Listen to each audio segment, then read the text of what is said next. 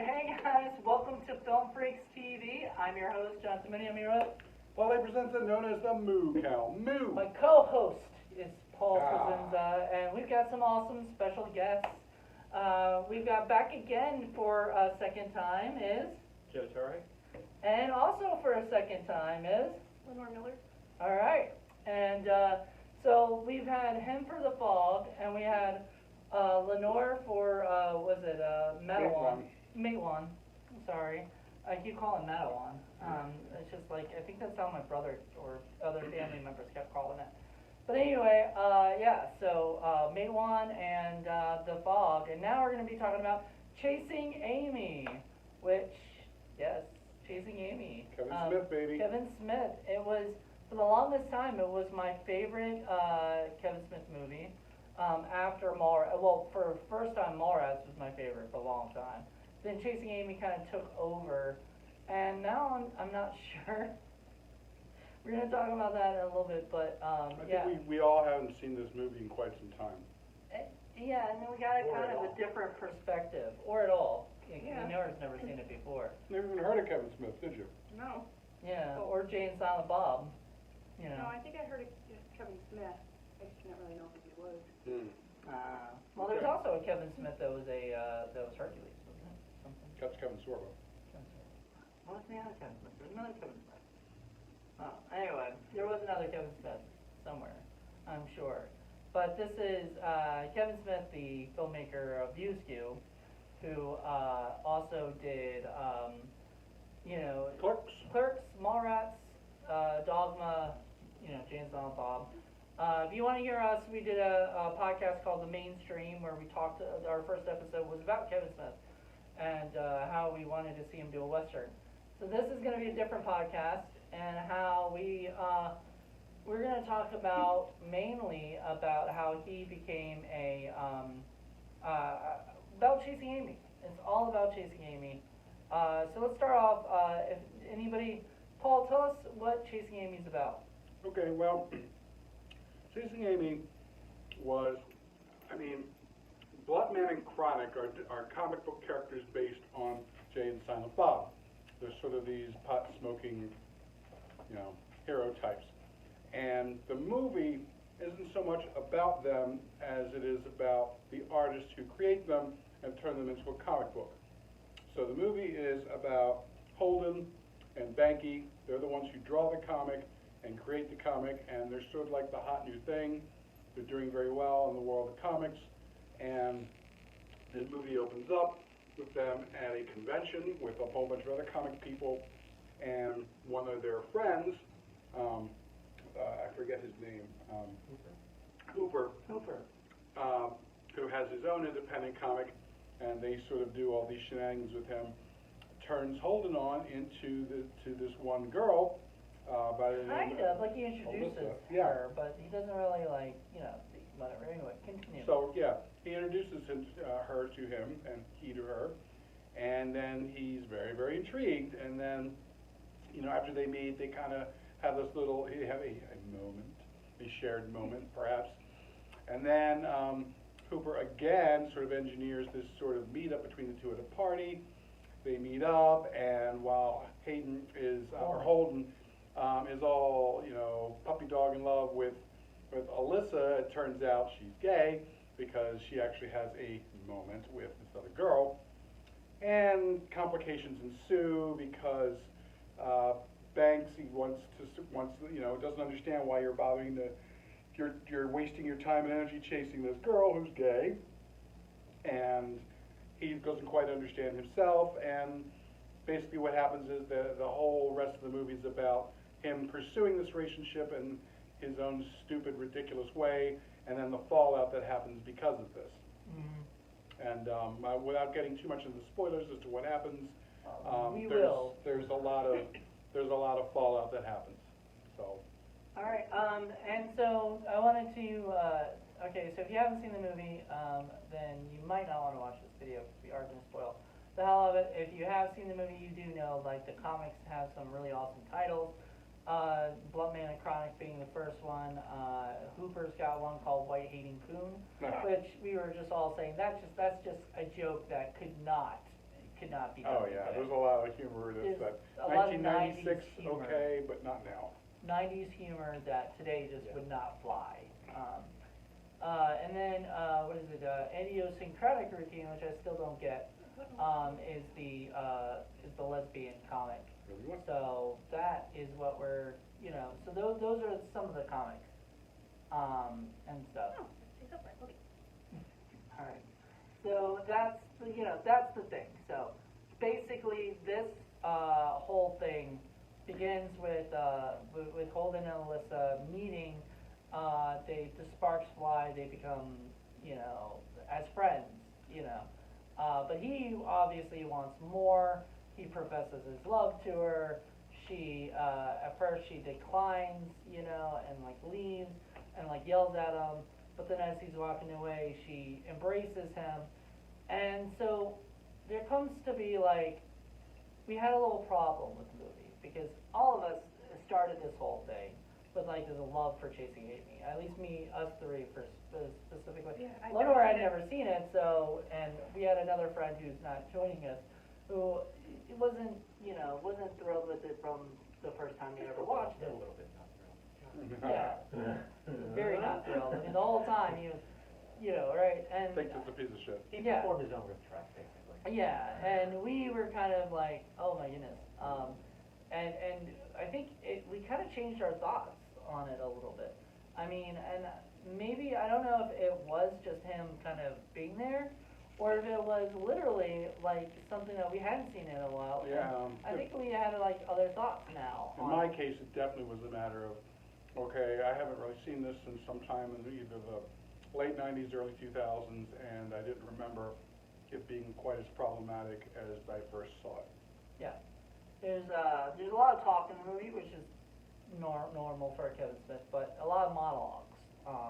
Almost every character has a monologue, like main character or whatever. So there's Banky, Holden, Alyssa, and Hooper, and I think those are the main people, right? Mhm. Four and stuff. So I would have liked to have seen more Hooper. Absolutely. Honestly, Oh, yeah. He was the best character. that guy was great. Also, Silent Bob has a great, monologue. Right, in the Jim, movie. but Silent Bob do show up. Yeah, they do show up at the end, and they probably have the best scene in the whole movie. They do. So, and it's so funny to know, because I know Kevin Smith is not a huge fan of delivering his own monologues, but I don't know why he did that to himself. Maybe because he just felt like it was right. And it did, it felt Well, right. there's nobody else that can give that particular story. Right, which Holden does not listen to whatsoever. No, and that's so problematic. But I mean, it's not out of character for Holden. The way the movie is, it kind of sets you up to make you think you're going to like Holden, and make you think that he's the main guy, and he's really a jerk. He's really kind of an douchebag. asshole. Absolutely. Which I always kind of like, I don't know, I kind of liked Holden, before, like, I don't know, I kind of was like, oh, I'm kind of like Holden, because I always kind of identified with things, but I think I identified a lot with Banky too. Well, and plus, I mean, who hasn't gone through that, situation where you fall in love or you get extremely attracted to someone, excuse me, and it turns out they're not interested in your They gender. just want to be friends. And they just want to be friends. So that is like kind of the perfect setup for the movie. However, they just kind of, okay, so it got me thinking when I was watching it. There was the part where he professes his love for her, and she declines him, and she walks away. She's like Pissed off. hitchhiking. She's gonna like leave him and everything. It could have been a whole different movie. It could have been him trying to like explain, I'm sorry, I'm sorry, I feel this way. There's so many different angles it could have gone. However, they made her bisexual, which is fine. Was she? Yes, her character was bisexual. Well, even though that's not what she says, though. I mean, she says, I am fucking gay. And Right. you have to take that at face value if somebody tells you that. Unfortunately, her actions don't bear that out because she comes back to him. So that's problematic kind of right there. At the end, I think she might have like sworn off guys after that. Yeah. And that's true. Now, she does say that she has been experimental, so maybe she's just still in an experimental stage. I don't know. like, she's just, maybe she was confused, like, 'cause I mean, people have feelings for people, and sometimes it's not, you know, like, they're not Well- sure if it's a relationship that they're like, or whatever, if it's just, She makes a point of saying how she has come to him on her own terms because it wasn't because she was doing it because of society says that she's a female and therefore has to be in love with a male, or has any pressure from her parents or you know, role models or friends or anything like that, that she has tried everything, literally everything out there, and has decided on this one guy and he's the one that wins. So it's not a total shock that she has been experimental and maybe still is. However, the fact that, I mean, she seems very, very certain to me that she screams out, "I am gay," you know, and yet she comes back and goes running to him and is really the sort of the person who wants this relationship to happen for the rest of the film, even though he's screwing it up, and I can't understand for a second what it is that she sees in him.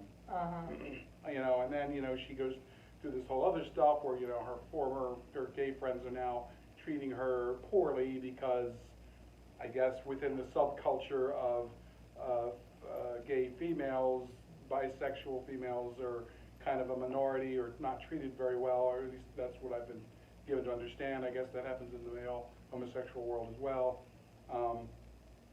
It's, you know, that whole thing is kind of outside of my own personal realm of experience, but, you know, I just don't know that I buy some of the motivations for some of the characters, and I think that's where some of the problems come in. And the thing is, at least some of us have discussed where we wish the story had been more focused on characters like Hooper or Banksy, Banky, who has his own series of issues that he has to come to terms with. And would it have been interesting had the movie gone in that direction, where they could have possibly explored the relationship that might have been between Holden and Banky and what that would have meant. right. But he doesn't really go for that. No, he concentrates more on Holden, and I think that becomes, I think that becomes problematic, because Holden is sort of a douche. Oh, he's a huge douchebag. And it's weird to think, because I know Kevin kind of wrote it about his own insecurities and stuff, but he kind of wrote a character who's, I'm pretty sure is completely opposite of what Kevin is. And maybe that's what he wanted, you know, was a character that was exactly opposite of what, you know, he is as a person, because he didn't want it to be just him, you know, putting himself out, you know, because he wanted to have that Silent Bob role, Right. where he could actually kind of be himself and kind of tell him, like, you're wrong, this is what you should do, right?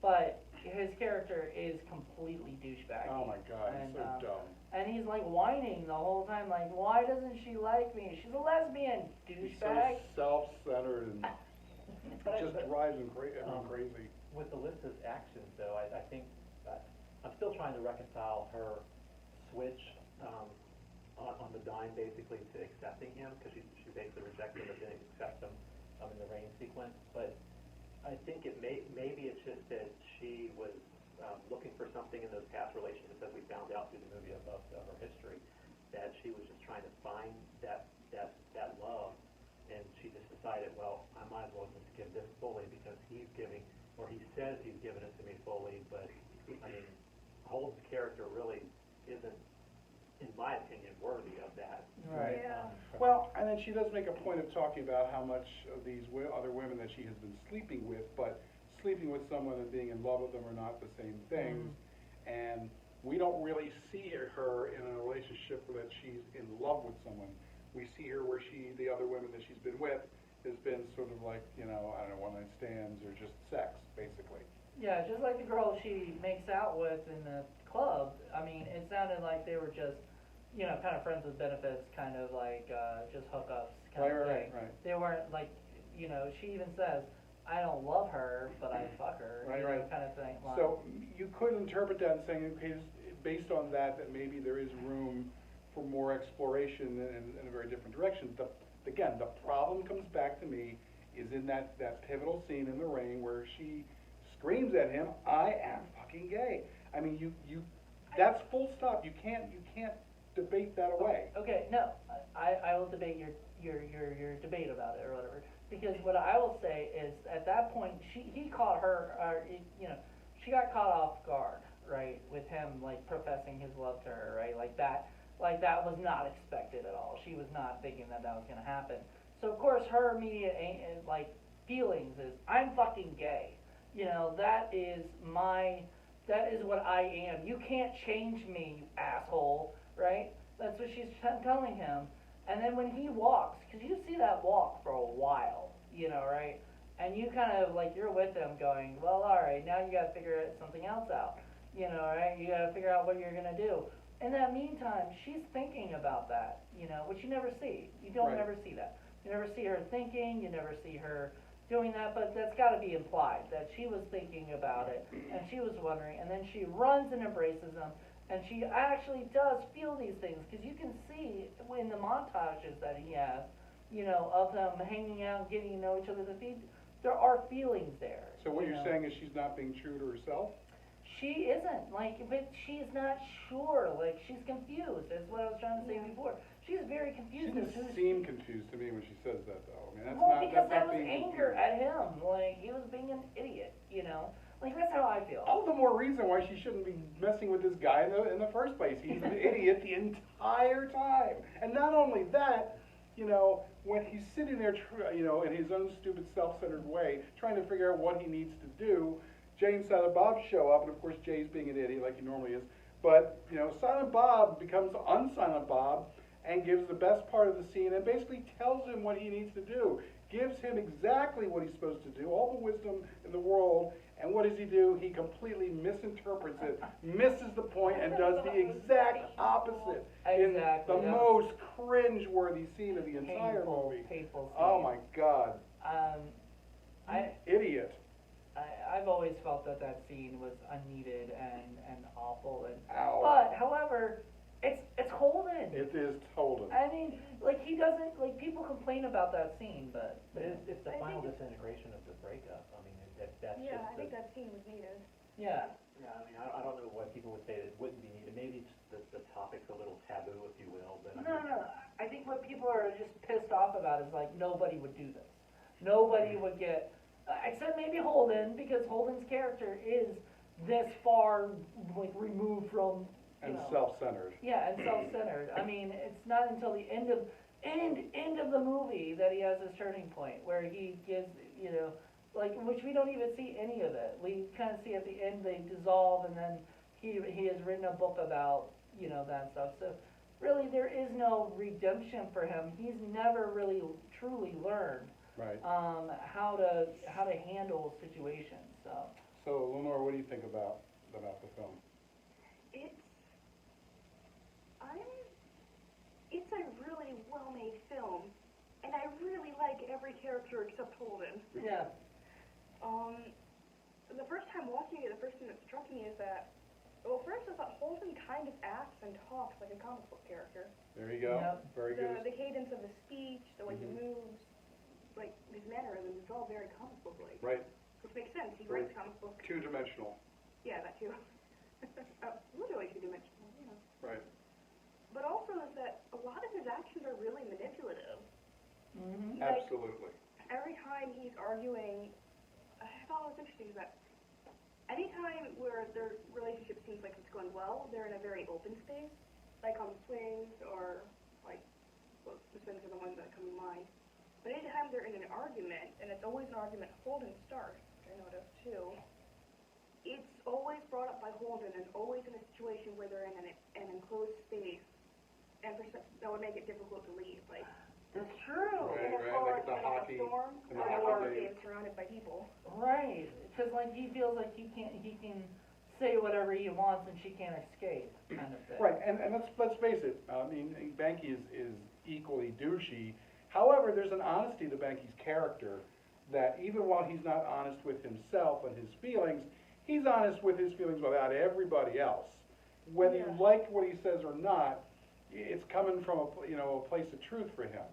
Yeah, of the two characters, Banky and Holden, I'd rather spend time with Banky. There you go. Yeah, it's true. You know what what you're getting with Banky. Very honest, and well, actually no, because I mean, now a lot of people, a lot of fans of the Fisk universe have been upset with the fact that in Jay and Silent Bob Strike Back, Hooper and Banky end up together, right? That he ends up becoming gay, right? Because it was just like, you know what I mean? Like, it's just like fan service. So a lot of people just didn't like that. And I kind of see that. You know, like, people are like, oh, you know, Banky must be gay because all this stuff, you know, all this stuff was said. That's the thing, like, so if that's the case, then you have to look at the movie in a different way now.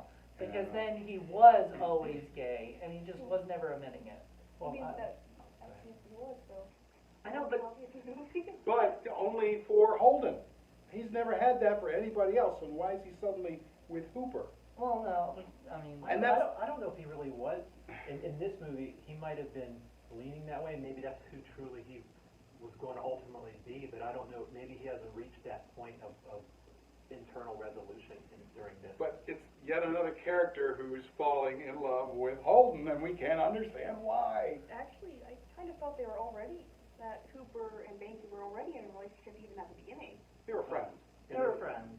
They were, and what is it, I think, like, Hooper was Banky's first kiss, you know, or whatever, you know, Banky got kissed by Hooper before he got kissed by, Holden later on. Cause, you know, he doesn't get any female love, you know, at all. Right. But he is true to himself, except the fact that he hasn't found himself yet. Right, he has So then these repressed feelings he doesn't quite know what to do with. Well, during the scene we were talking about, where he just, where the cringeworthy scene that was referenced a little bit ago, towards the end, he's like, thank God when they don't have to sleep together. So he's either not ready to sleep with Holden if he does have feelings for him, or it's just, I mean, or he's just in denial. Or he just doesn't want anything to do with Alyssa Jones. That's possible too. The other thing I Maybe. thought was that maybe that was the moment he fell out of love with Holden. That could be true. Maybe, but then they have that little, like, moment later on where they, like, do the thing, and you can kind of see there's something, like, he's missing him or something, Right, you there's know? still Like, They there's had still- gone in different directions. they're going in different directions, like, they had to kill Chronic and all that stuff. I mean, see, that's the thing about this movie, we may be, like, mad at some of the stuff that happens in this movie, but we still, like, talk about it, Right, you know, right. right? And that's the great thing about this film, is it's still a movie that people can raise a debate about, you know, like. Right, I didn't remember how infuriated I was with Holden's character until I've seen it now after so many years. Yeah. And I'm like, God, how are they not throwing popcorn at the screen? Like, how could you be such an idiot? But I think. And why do these people love you? To your point there, I think that just depends on the level of maturity and the age that you see the movie, the lens Sure. you see it through. Because thinking back, I hadn't seen it it's probably been 15 to 20 years, and it was before I was in a relationship and all, a serious relationship.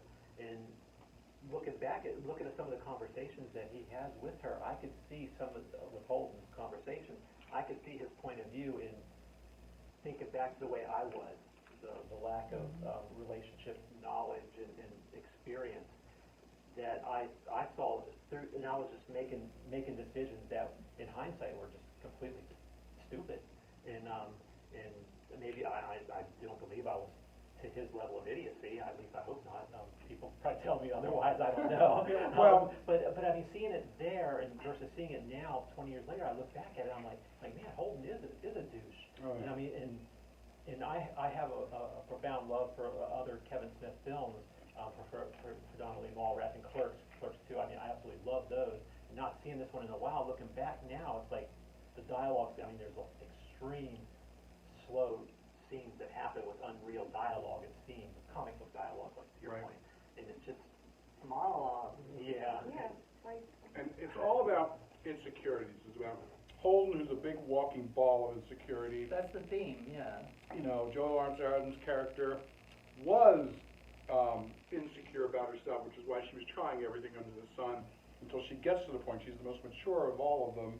But even she still, I guess, has this kind of meltdown, for him. I still can't understand why. Yeah, like that scene in the, outside the skating rink where she's trying to explain to him the most simplest of things, like, I don't know, see, I can't say anything though, because like, I don't know how I'd feel if I had heard that. I probably just would have been like, alright, that's your past, I'm gonna let it go, it's just not, you know what I mean? But not until you're in a relationship at that particular moment, you know what I mean?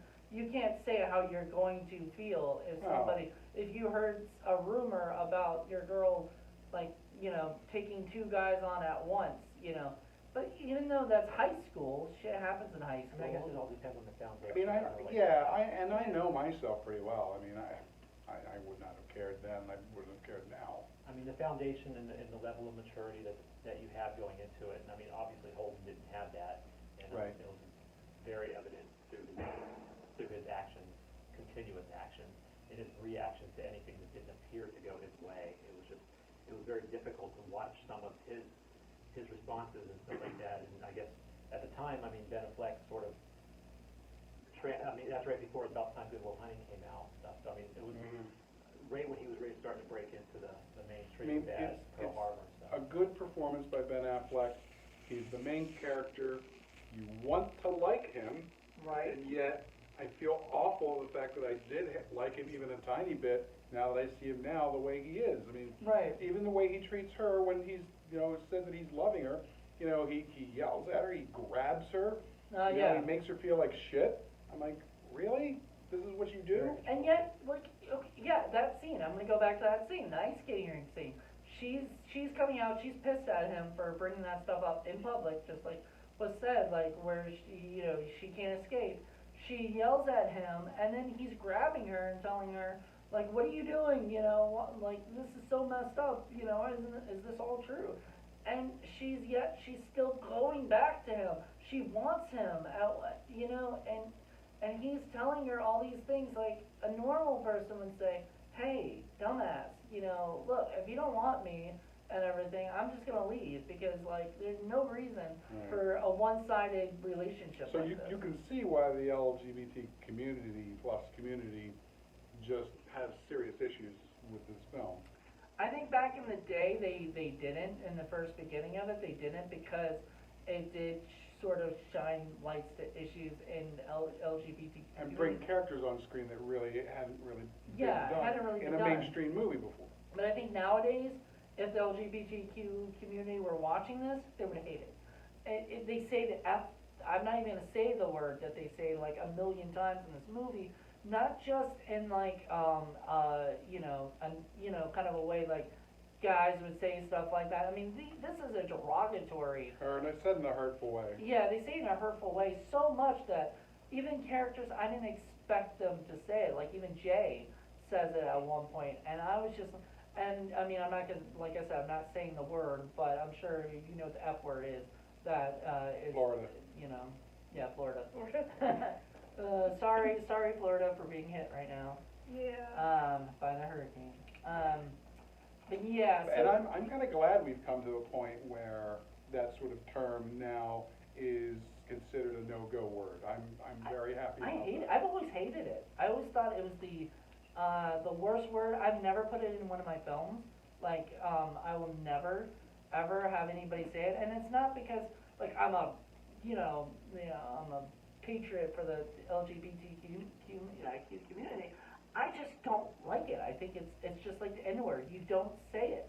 You know what I mean? Like, there's just certain words that I feel should not be said on film or anything unless they have like a direct There's impact. so much baggage and so much connotation that's harmful and hurtful to others that I just can't condone it.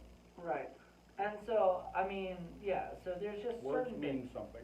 Yeah, and so I just feel like this movie nowadays, if the LGBTQ community would watch it, they would think, this is not a movie that holds up And as far as. That's like, not the only thing. Remember when they had that one fight and then there's, Sankey's sitting outside and Holden goes down to talk to him. And he's staring at the preteen, or like 13-year-old Catholic schoolgirls, and he's kind of drooling over them. It's kind of creepy. It's Like, like, dude. there's like, I mean, little jokes in there Clearly that underage. nowadays definitely couldn't get away with. You do something like that nowadays, and people will be like, all right, I want to turn this off, you know, and This is stuff. a Miramax film, Harvey Weinstein, come on. I mean, that's the interesting thing too. Is like, this movie was originally going to be produced for like a couple $1 million or something, you know, and everything, and then, but with like Jon Stewart, Drew Barrymore, and David Schwimmer in the cast. That would have been a God. completely different. Jon Stewart in the Holden role, like I don't see it at all. No. Drew Barrymore as the main, no, and that was because like apparently they all had deals with Miramax, you know, right, or whatever. Good God. I guess Drew Barrymore was right after Scream, so probably she was. Yeah, that's probably the deal that she had. It was like a three-picture Friends, deal. Then Friends with Schwimmer, and yeah, so I mean I could see where that was.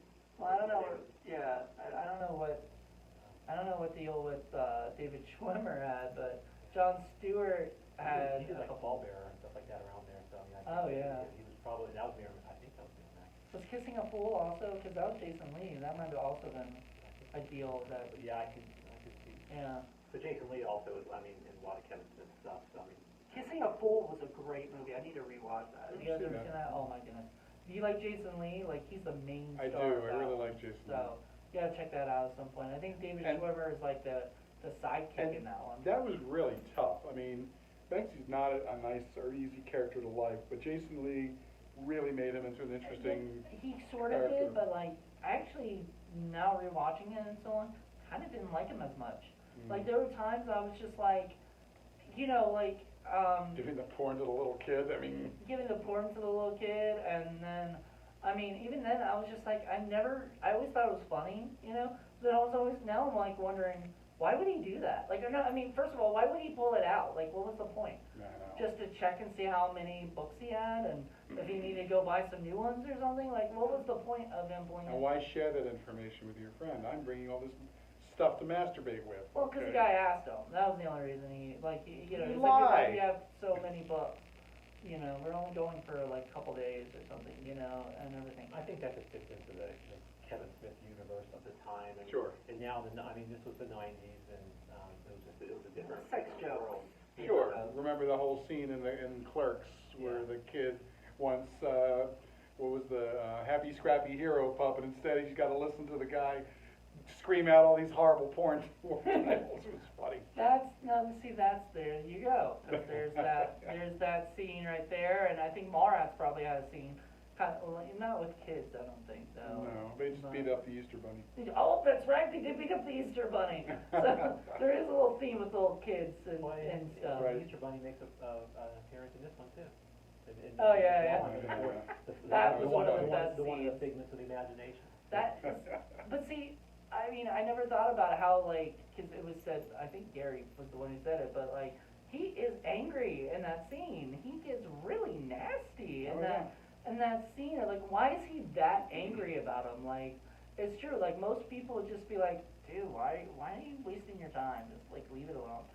And so I kind of agree with that, like, mentality. I was kind of like that, too. Whenever my friends, like, will start liking a girl, I'd be like, dude, you're wasting your time. And then if they end up hooking up, kind of like, damn it, now I'm, like, going to be friendless for, like, a while. Well, you raised an interesting question towards the end when you said, you know, if you had a chance, if you bumped into Kevin Smith, you would ask him, how do you think Chasing Amy holds up today, so many years later? Do you still think that it works as you originally intended it to work? I don't know. I don't know what he would say.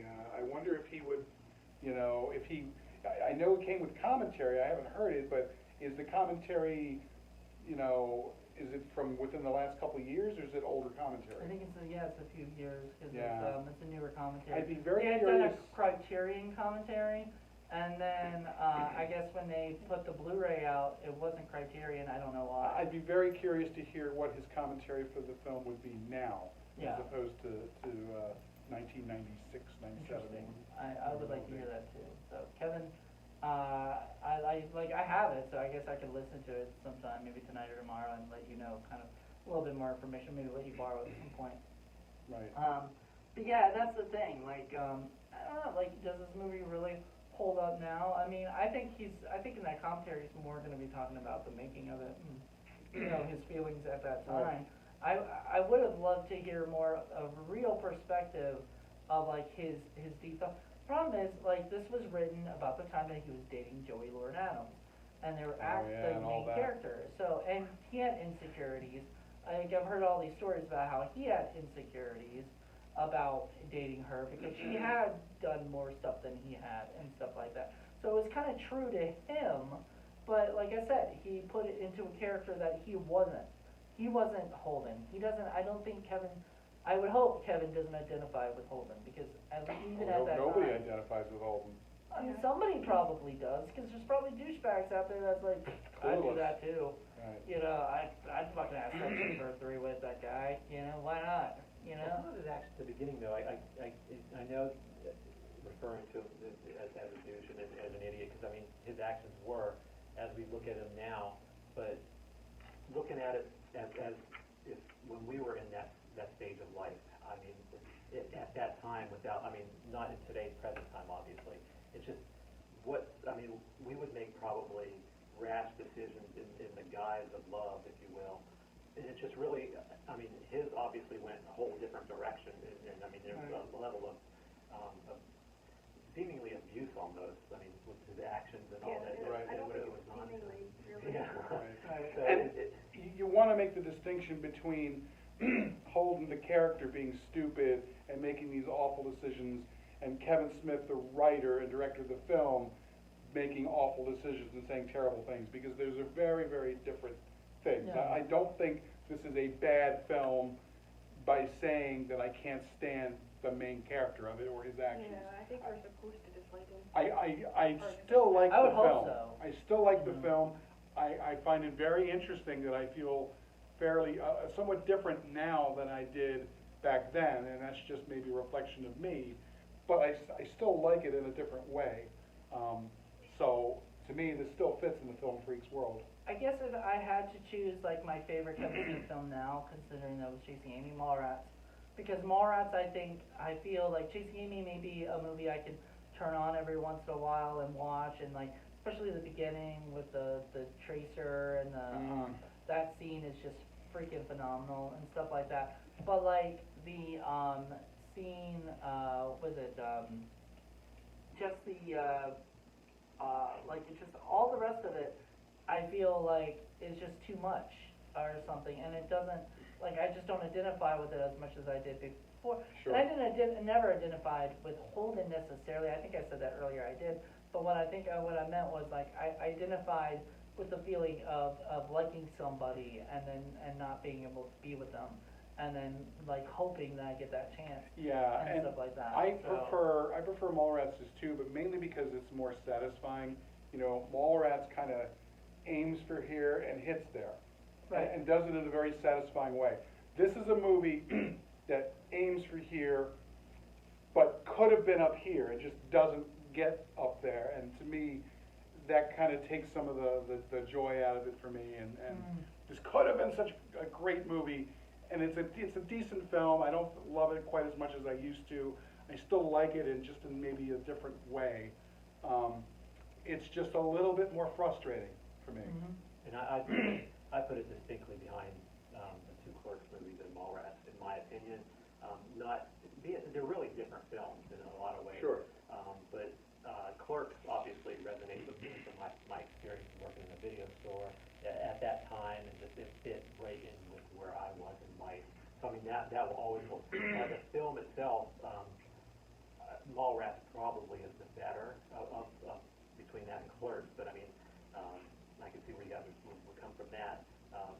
This one, I think, Chasing Amy, I think they could have trimmed it a little bit more. It could have been shorter. Yeah, some of the shots, I wish it was done a little bit differently too. I mean, there was not a whole lot of camera movement, and I know that's not synonymous with his work. I wish there would have been a little bit more movement, because there was a lot more scenes in this one than there was in obviously Clerks. I will say that even though there was a lot of talking and there was a lot of scenes like that or whatever, I still think like each scene has a specific moment like that is there for that. Like even, I mean, you know, even the train scene, sets up for him getting a pager that, you know, has him go talk to her, and then sets that whole relationship, sets the whole act two into, you know, into motion, you know. So when you look at the film from a writer's perspective, it's actually pretty, you know, done like a normal, like a really good script. Like it starts out with the beginning, the first act is Holden meeting Alyssa, falling in love, but then realizing that she's gay, you know, right? So the second act is him kind of getting involved with her, like, you know, having all these things, and then kind of, you know, like having her fall in love with him. And then they fall in love, then, you know, this second act kind of breaks up, then all of a sudden all these bad things happen, and the third act is like the resolution of everything, like all the fallouts, all the mistakes, ups and downs. And there's a lot of ups and downs. And don't get me wrong, just because I say he's, you know, kind of angry here, I mean, this is still a very complicated and complex movie. I mean, he could have just gone for a dumb teenage comedy. He was. You know. Originally Chasing Amy was originally supposed to be a teen comedy. Right. It was not, it was going to be a mainstream teen comedy. There was going to be a girl named Amy. It wasn't going to have that metaphor, the symbolism of it, you know, and all that stuff. It was just going to be. He totally could have gone in that direction. He actually wrote a script for it, too. He went for something better, and full marks for that. Maybe, even though it's frustrating, the very fact that he pushed that and went for something larger than what it was supposed to be is great. I do wish, because the potential could have been so much more, but, you know, you got to give the man credit for doing more than what he, you know, maybe the Miramax originally wanted. I love that line of, you know, where she says, when are you going to write another comic or whatever, and he says, when I have something more personal to say. That was him.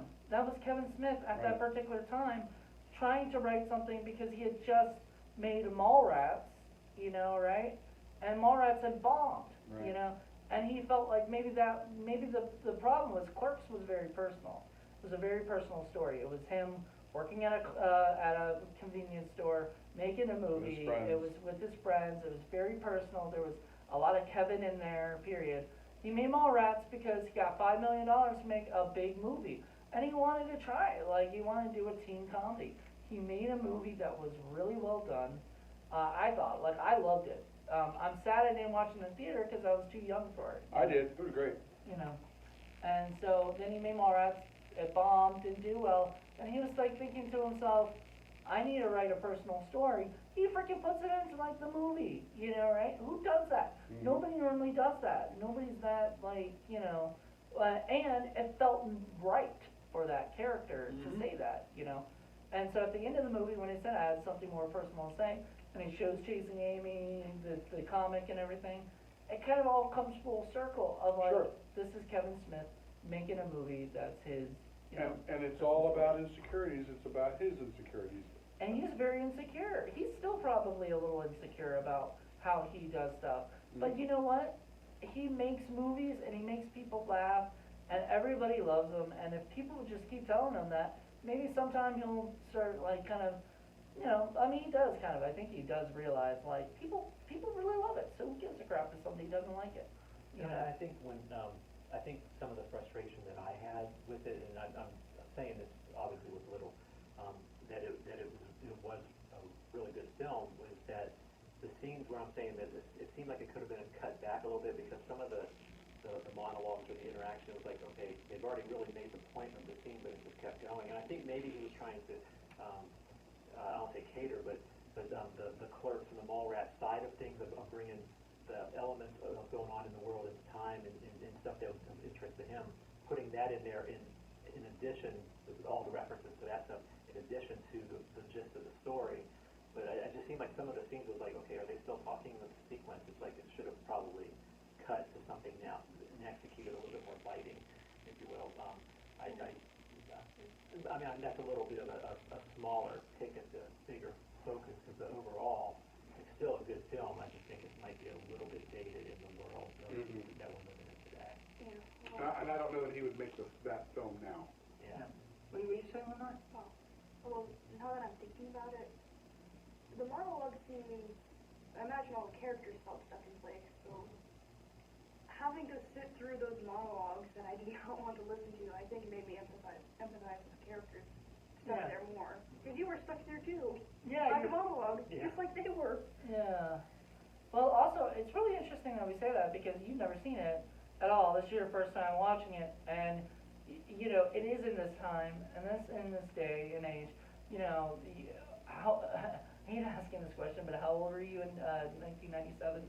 I hadn't been born yet. Oh wow. See, I there was you born go. in 1998. Yeah. Oh my God. She wasn't even born yet. You weren't even a zygote. And here we are. She's watching this movie, and so we probably all three of us have a different perspective on it because we. Is she like his daughter's age? Yeah, probably. Yeah. I think Harley was born out in 99 or 2000. Yeah, so about Yeah. that. You're about her age? You're about her age. You might be her age. She might be 2021. So there you go. You could hang out with Harley sometime. You know. That's interesting. Yeah. But yeah, that's the thing, is like, yeah, see, and Kevin kind of learned from this experience of making this movie, you know, because later after this, it actually did very well compared to, Absolutely. Mallrats. This is the one they put him over the mainstream. Yeah, put him back on the track, because, you know, usually if you get a hit, you know, like Clerks, you know, you want the next one to continue to be a hit. Because if you do a bomb, then all of a sudden nobody cares. Right, usually, right? So they had basically nothing to lose at that particular moment, right? Like, this was the movie that was either going to continue to just bomb and he's just going to continue to whatever, or it was the movie that was going to rise him back to where he needed to be. That's what happened. So you ended up making Dogma after this. That became a big hit, and then, you know, he's continued to do that, and then, you know, so like that was the thing with Kevin, is he was able to kind of learn from this experience, do really well, move on to you know, other stuff too, and maybe even continue to make personal. Dogma was very personal to him. And it's funny because we mentioned earlier about how you could chart the douchiness of Ben Affleck's characters in Kevin Smith films, and how he was so douchey in Clerks, in Mallrats, and then Chasing Amy, and then Dogma, And then even James Dogma, but yeah, Dogma, he was a Jersey Girl, he was kind of a douche too. Like, he yelled at his kid, you know, and stuff like that. I mean, I don't know why Kevin just kept doing that to him. Maybe that's why he stopped working with him after a while. He He's was like, even dude, I doing that need. in, Dazed and Confused and stuff like that with the pad. I mean, that's not Kevin Smith, but Right. But, I mean, he was the guy chasing everybody to beat him. He wasn't so much a douche, he was just a bully there, but. He was a douche. He was a douche. His character was a complete douche. Yeah, he was And the ultimate bully. yeah, he was the ultimate bully, and then he kind of became that guy who would, you know, get upset or whatever. Like, even Shannon Hamilton was his character in Mallrats. His character would, at Shannon Doherty, when they were talking, he was like all upset because she was in the elevator with Brody, who actually ended up being, you know, Jason Lee or whatever, right? Which is so weird, because, like, you would have thought that Jason Lee, because of Mallrats, would go up, but, like, Mallrats bombed, so Jason Lee had to take a step down. Right. And yet, you know, their trajectory kind of changed. They both went on their separate paths, but, you know, who would have known that the guy who was a complete douche would get the career? Although, Jason Lee did get that TV show. Yeah, he did Earl and My Name is Earl. My Name is He Earl. also did, he has a movie with a guy thing and a few other things he headlined. So, I mean, he had some stuff, but obviously not to the level that. Yeah, Affleck got like, was it, Good Good Will Hunting was a really good thing for him because it also showed he was a different side. Chucky from Good Will Hunting was just a very nice guy, you know, right? Like, caring about his friend, did stuff for him, you know what I mean? Just the exact polar opposite of the guys that kind of Kevin makes them play. Kind of feel bad, like, now that I'm like looking back at it, because even Azrael in you know, the Angel in Dogma, he's a complete jerk, you know, right? Like, you like Matt Damon's character a lot more, you know, even though he's like the more troublemaker character, Loki, you know, not Azrael, I'm sorry, that's Jason Lee's character. Bartleby was, sorry. people are correcting me right now, like while they're watching this, going, "That's not his character's name." Bartleby was the character's name, and he was kind of a complete tool. Like, you know, like he has this chance to be like, get back and everything, and all this stuff, and they're just like, you know, we need to get to heaven as soon as possible. And the guy's like, and Matt Damon's character's like, no, you know. Nobody likes to have to play the jerk all the time. I Hint, know. hint, hint. Well, you're gonna have to, buddy, in the next couple of ones we do. But I don't even look like Ben Affleck, so I don't I even know. get that bounce. I know. Well, The Fleck- rules are the rules. Well, Fleck, the rules are the rules. Well, Fleck did go on, I mean, right after that, I mean, after Good Will Hunting and did, was it, Armageddon and Pearl Harbor, and, I mean, he started getting more mainstream and not in the douchey type of characters that. No, they were just douchey, shitty movies, unfortunately. Hey, I Shakespeare like in Love. Armageddon. Shakespeare in Love was great. There you go. I liked Armageddon. I hated that movie. Not for Hate that movie. We're gonna have a fight later in the parking lot. Let's go. Alright, but yeah, no, I guess, you know, we're almost at an hour, almost there, right? Right, Like, pretty pretty much. close.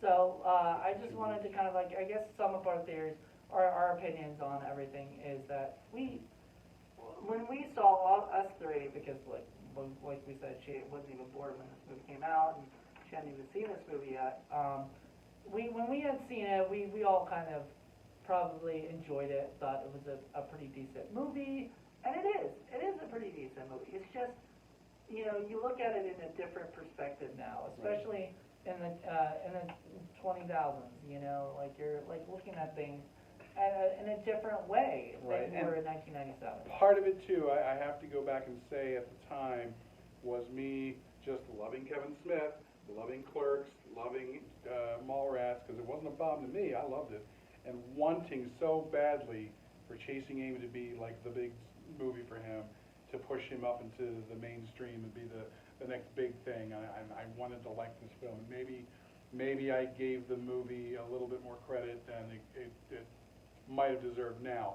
But having said that, I still think that it's a good film. I still, you know, think that, while I do have some problems with it, I mean, it generated this discussion. I mean, how many movies do we watch where we just, yeah, you like it, yeah, no, I like it. I mean, we could be talking about this movie all night if we wanted to.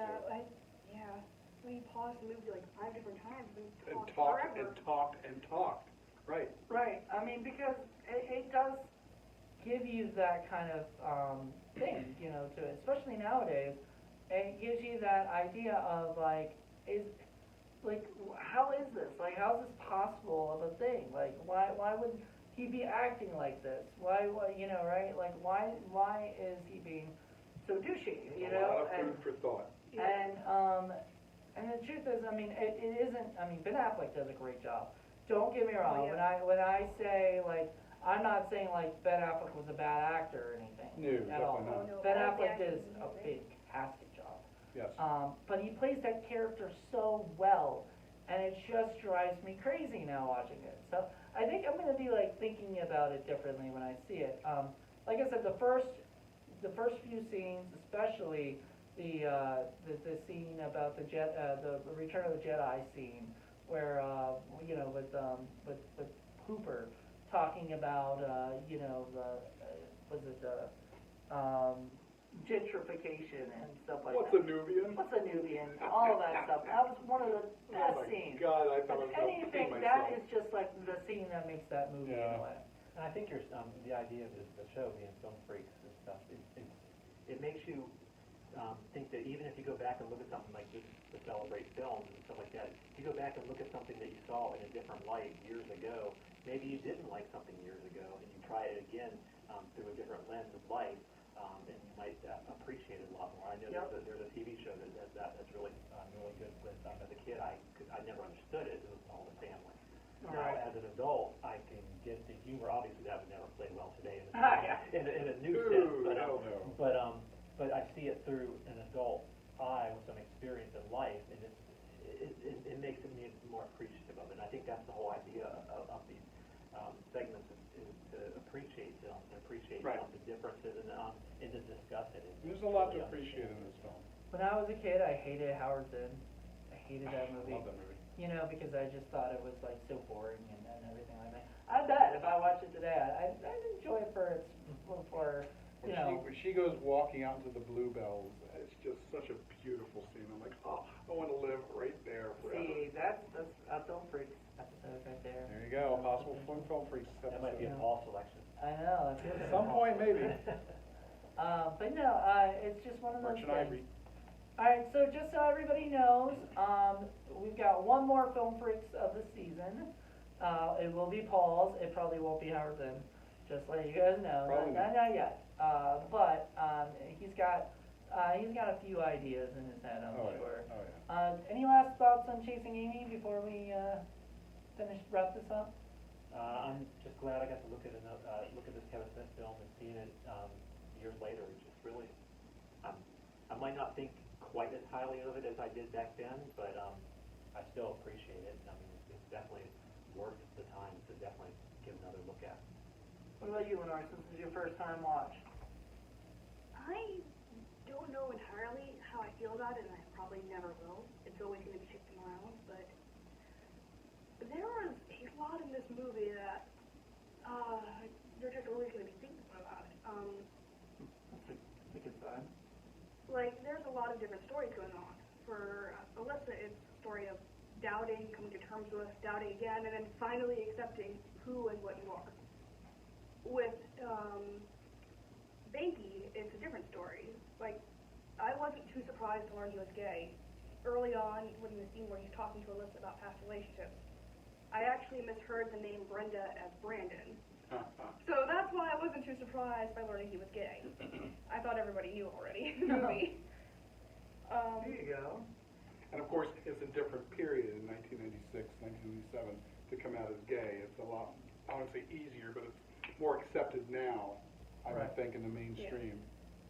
But for him, I think it's the process of falling out of love with a crush. Like that big scene where Alyssa breaks up with Holden. I think that's when he falls out of love with him. And that first or second crush in life, well, especially the first one, it sticks with you forever. I mean, Yeah. at some level, it helps shape who you become. Sure. Yeah. Yeah. And with Holden's story, at first I didn't like that he was the main character, but I think I can see why he is now. Which is that everybody has an experience in life, and probably several, where a big fallout happens and they're completely at fault for it. Right. Like, I'm practically a baby compared to these three, and I've had situations like that. And it sucks to go through, but it forces you to grow in ways you wouldn't be able to otherwise. Right, and to me, that's probably the biggest lesson of all in this particular film, is that everybody has that experience where you are Holden, where you are an idiot, and you are acting Yeah. like a douche, and you don't even know it. You're so focused on what you think is right and what you think it should be done that you don't even know that you're the clueless idiot. And that is an extremely hard thing to admit to yourself and to understand. And I think that's probably the brilliance of this particular film, is by making, you know, Holden such a jerk and such a douche, and the main character, he's saying everybody needs to take a long, hard look at yourself, because we've all been like this at some point. Yeah. Every one of us, you know. Yeah. And that's hard. That's a hard thing to wrap into what should have been a mindless teen comedy, you know. And fair fucks to Kevin Smith for making that leap from there to here. Yep. Yeah. Even though you said it didn't go there. Right, but the potential could have gone even more, but it's okay. It's It is okay. what it is. Yeah. Yeah, I just would have loved to see more of a Hooper story. You know? Sure, and that's exactly what I mean. Maybe Hooper can get his own solo story someday. That'd be great. You know, I would like Or to see comic Dwight at Ewell least. and more stuff. What? Yeah. Or a comic at least, if it's very good. Yeah. Maybe like- there is. Maybe there is. I don't know. He does do a lot of comics. I mean, it's nice that they show up again in Dogma, but I would like to have seen those characters get a little bit more time. Yeah. Yeah. Actually, wait. No. Yeah. Chainsaw Bob Strikes Back. Jay and Silent Bob. Yeah. So, but thank you guys so much for listening today. Check us out on Facebook, Instagram, and Twitter at Film Freaks TV. I guess you can check us out personally, Paul Presenza on Facebook, Jonathan A. Moody on Facebook. Joe, did you? Yeah, I'm in there. Okay, Joe's correct. He's on the Facebook. everybody's on Facebook. Lady needs to be on Facebook. Her pictures are on She should have her Facebook own also. page. She does, she's adorable. She should get her own page.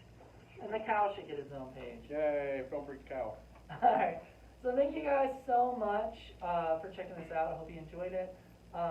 And subscribe to our YouTube channel down below. And check out our other podcasts like Indie Film Cafe, Criterion Watch. Oh my god. Just go ahead to sickflickproductions.com, you'll find all of them. And while this is an abbreviated first season of Film Freaks, be aware that we got a whole slate of movies to go over In second season. Second season. We're gonna be season doing 2. 12 episodes. That's So right. there'll be at least one episode a month, like there should have been this one, but it just wasn't. But there will be a lot more, and Paul will be doing half, and I'll be doing half with a special guest, and so we'll have some cool, fun shows coming up. So Absolutely. thank you guys for checking this out, and hope you enjoyed it. And lady says bye. Bye. Bye. Bye.